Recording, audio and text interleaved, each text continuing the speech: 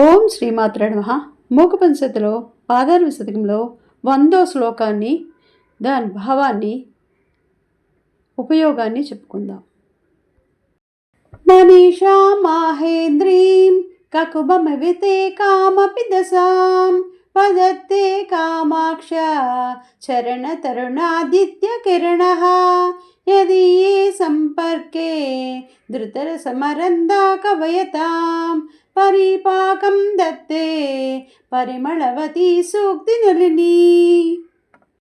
కామాక్షిదేవి పాదాలని సూర్యుడి కిరణాల సంపర్కంతో కవుల మకరందం నిండిన సువాసన భరితమైన మంచి మాటలని కమలం తీగ పరిపాకం చెందుతుంది. అలాగే తూర్పు దిక్కులాగా ఆ కవుల బుద్ధి ఏదో ఒక దిక్కును పొందుతుంది. అనగా కామాక్షిదేవి పాదాల సేవతో కవులకు మధురమైన మంచి కవిత్వ రచనా శక్తి లభిస్తుంది. ఓం శ్రీమాత్రే నమః.